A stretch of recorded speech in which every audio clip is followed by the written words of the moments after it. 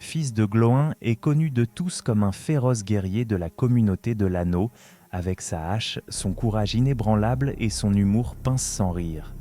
Il combattit aux côtés d'Aragorn, Legolas et Gandalf, survivant à la bataille du gouffre de Helm, au champ du Pelennor et même à la Porte Noire. Mais que lui arriva-t-il après la destruction de l'anneau unique et le retour de la paix en Terre du Milieu ? Alors qu'Aragorn, sous le nom d'Elessar, inaugurait une ère nouvelle pour le Gondor et l'Arnor, et que Legolas ravivait les forêts, Gimli se lança dans un destin tout autre, un destin qui le mènerait bien au-delà des frontières du monde connu. Car la légende raconte que ce nain unique dans l'histoire de son peuple s'embarqua pour un voyage vers les terres immortelles. Mais comment était-ce possible ? Et pourquoi lui, fils de Durin, fut-il autorisé à poser le pied sur ces rivages, à jamais interdits aux mortels ? La chute de Sauron marqua la fin d'une époque, mais pour la communauté de l'Anneau, ce ne fut pas la fin de leur histoire. Chacun d'eux entama une nouvelle vie, et les légendes relatent des parcours aussi divers que leur personnalité. Gimli, fils de Glóin, le compagnon nain, en est un exemple singulier. Sa vie après la guerre démontre non seulement la résilience de son peuple, mais aussi comment un nain pouvait devenir un pont entre les cultures. Après le couronnement d'Aragorn comme roi Elessar, Gimli resta d'abord au Gondor. Il n'était pas un allié comme les autres, mais un ami qui avait combattu aux côtés d'Aragorn de la Moria aux portes du Mordor. Nombreux étaient ceux à Minas Tirith qui le considéraient comme un héros, et ses exploits lui valurent un rang que peu de nains avaient jamais atteint dans le royaume des hommes. Mais malgré son profond respect pour la cité, le cœur de Gimli battait pour la pierre, les grottes et l'artisanat de ses ancêtres. Lors de la bataille du gouffre de Helm, il avait déjà découvert un lieu qui le captivait, les grottes scintillantes d'Aglarond. Tandis que les autres guerriers ne jetèrent qu'un coup d'œil aux salles souterraines, Gimli y découvrit une beauté et une richesse qu'il avait rarement rencontrées. « Tu entendrais la voix des pierres dans ces salles », aurait-il dit un jour à Legolas. Après la guerre, il y retourna avec une troupe de nains. Sous sa direction, les grottes devinrent un nouveau foyer, un royaume plus petit, mais d'une splendeur incomparable. En tant que seigneur des grottes scintillantes, Gimli créa des œuvres d'une telle beauté qu'elles devinrent rapidement célèbres au-delà de la Terre du Milieu. Les visiteurs rapportèrent avoir vu des chambres étincelantes, des piliers finement sculptés et des portes qui brillaient comme des pierres précieuses. Lui et ses compagnons combinèrent le savoir-faire ancestral des nains à l'inspiration qu'il avait puisée dans les forêts des elfes. Ainsi, Aglarond devint un lieu ouvert non seulement aux nains, mais aussi aux elfes et aux hommes, une rare expression de communauté. Mais Gimli n'était pas seulement un bâtisseur, c'était aussi un fidèle compagnon d'Aragorn. Lors de la reconstruction du Gondor après la guerre, il joua un rôle crucial.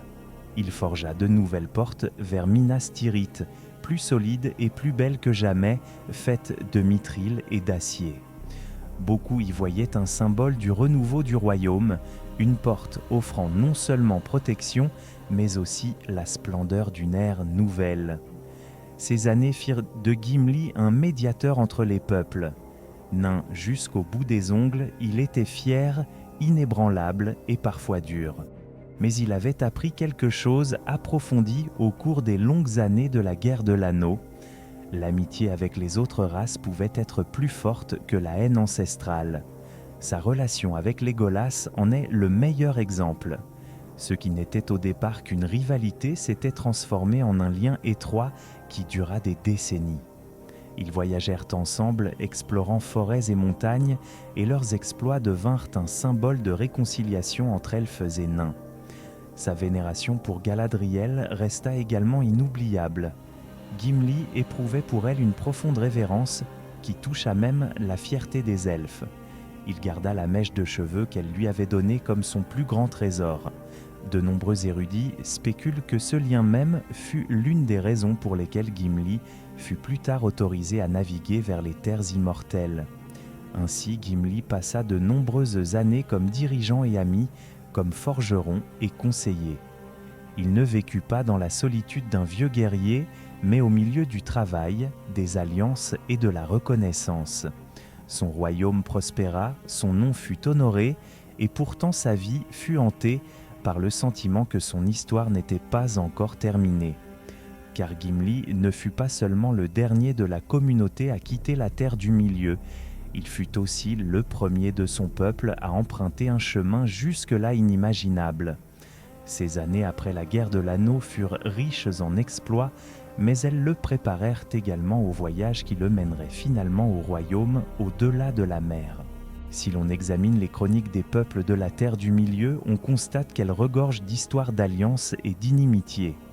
Hommes et elfes et nains, rois et guerriers, leurs chemins se croisaient souvent et il n'était pas rare qu'ils laissent derrière eux sang et amertume. La méfiance, surtout entre elfes et nains, existe depuis des millénaires. De Doriath à Erebor, récits de trahison, de querelles de trésors et de griefs anciens parcourent le pays. Qu'une amitié comme celle entre Legolas et Gimli ait pu naître au cœur de cet héritage tient presque du miracle, et pourtant elle devint l'une des plus importantes de toute la Terre du Milieu. Lors de leur rencontre, l'inimitié était encore palpable. Legolas, le prince des elfes des bois, considérait le fils de Glóin avec scepticisme. Gimli, quant à lui, fier et combatif, se méfiait des paroles d'un elfe, mais la guerre de l'anneau les força à combattre côte à côte. De la Moria au gouffre de Helm, des champs du Pelennor à la Porte Noire, ils furent témoins non seulement des horreurs de la guerre, mais aussi de la ténacité de chacun. Ils rivalisèrent pour savoir qui pouvait vaincre le plus d'ennemis, mais derrière cette compétition enjouée naquit le respect, et du respect naquit l'amitié. Après la guerre, ce fut ce lien qui les rendit inséparables. Tandis que Gimli s'installait dans les grottes scintillantes, Legolas l'accompagnait souvent. De même, Gimli suivait l'elfe dans les forêts pour admirer leur beauté de ses propres yeux, ce qui semblait autrefois impossible, un nain louant les arbres et un elfe admirant les salles de pierre, devint réalité grâce à leur respect mutuel. Cette amitié avait une portée non seulement personnelle mais aussi symbolique. Dans un monde si longtemps déchiré par la méfiance, Gimli et Legolas incarnaient l'espoir que même les divisions les plus profondes pouvaient être surmontées. Nombreux étaient ceux qui contemplaient ce lien avec émerveillement. Cela démontrait que la victoire sur Sauron résidait non seulement dans la destruction de l'anneau unique, mais aussi dans le cœur de la communauté qui laissait derrière elle de vieilles querelles. Mais l'histoire de cette amitié ne s'arrêta pas avec les années qui suivirent de la guerre. Elle ouvrit plutôt la voie à la dernière et plus grande aventure de Gimli. Alors que le 4e âge commençait et que les elfes quittèrent progressivement la Terre du Milieu, Legolas lui aussi décida de naviguer vers l'ouest. Il construisit un navire semblable à celui décrit dans les chansons et se prépara à atteindre les terres immortelles. L'accompagnement de Gimli était une rupture avec toutes les règles. Aucun nain n'avait jamais emprunté ce chemin auparavant. Mais Legolas, qui le considérait comme un frère, sollicita cette faveur. Certains érudits pensent que Galadriel elle-même intercéda pour elle, car Gimli parlait toujours d'elle avec révérence. D'autres pensent que les Valar virent en son amitié avec Legolas un signe, la preuve que les peuples de la Terre du Milieu étaient peu capables de se réconcilier. Ainsi, Gimli, fils de Glóin, devint le seul nain autorisé à fouler les côtes de Valinor. Ce ne fut ni sa hache, ni ses exploits guerriers, mais le lien d'amitié qui lui accorda cet honneur. Ainsi, la boucle fut bouclée. Un nain et un elfe, autrefois rivaux, quittèrent finalement le royaume des mortels côte à côte, symbole de la possibilité que la lumière puisse surgir même dans un monde peuplé d'ombre. Les terres immortelles, Valinor, le royaume d'au-delà des mers, compte parmi les lieux les plus mystérieux du monde de Tolkien. Elles ne font pas partie de la Terre du Milieu, mais d'une sphère différente, créée pour les Valar et les elfes, les enfants immortels d'Ilúvatar. Hommes et nains n'y avaient là pas leur place. Leur destin les menait vers d'autres lieux, inconnus même des sages. Et pourtant, la légende raconte que Gimli, fils de Glóin, y navigua à la fin de sa vie, le premier et unique de son peuple. Comment un nain a-t-il pu emprunter ce chemin, fermé même aux rois et aux héros des hommes ? Pour comprendre cela, il faut saisir la nature de Valinor. Ce n'est pas un paradis au sens terrestre du terme, mais une terre de guérison et de paix. Les elfes y retournent une fois leur séjour en terre du milieu terminé pour trouver le repos et se libérer du poids des années. Les mortels, cependant, connaissent un destin différent. Leurs âmes quittent le monde et pénètrent dans les salles de Mando avant de s'engager sur un chemin inconnu. Par conséquent, la traversée leur était interdite. Gimli était une exception. Plusieurs raisons pouvaient être à l'origine de ce voyage. L'une était son amitié unique avec Legolas qui refusait de l'abandonner. L'autre était sa vénération pour Galadriel qui lui accorda peut-être son intercession. Sa faveur était immense, et si quelqu'un pouvait demander aux Valar une exception, c'était bien la dame de Lothlórien. Mais peut-être était-ce plus que cela. La vie de Gimli représentait une réconciliation entre elfes et nains, inimaginable depuis l'époque du Premier Âge. Son entrée en Valinor aurait pu être un symbole, le signe que même les vieilles inimitiés ne durent pas éternellement. Les écrits restent muets sur le déroulement exact de ce voyage. Nous savons seulement que Legolas construisit un navire après la mort d'Aragorn en l'an 120 du IVe âge. Ensemble, ils naviguèrent vers l'ouest à travers la Grande Mer, là où ne souffle plus aucun vent mortel. Que Gimli y vécut éternellement ou comme tous les mortels qu'ils finissent par mourir reste un mystère. Pourtant, peut-être fut-ce précisément la grâce des Valar de lui accorder au moins la guérison et la paix avant qu'il ne soit confronté au sort inconnu de son peuple. L'importance de ce voyage est inestimable. Gimli n'était pas seulement un héros survivant aux batailles, il devint un lien entre les mondes. Sa présence en Valinor représente plus qu'un honneur personnel. Elle démontre que la Terre du Milieu ne doit pas nécessairement se terminer par des peuples divisés et des inimitiés éternelles. En lui, les voix des nains, des elfes et des hommes s'unirent, et cet héritage traversa les mers avec lui. Pour les nains eux-mêmes, cet événement resta sans précédent. Aucun autre membre de leur peuple ne fut jamais autorisé à entrer en Valinor.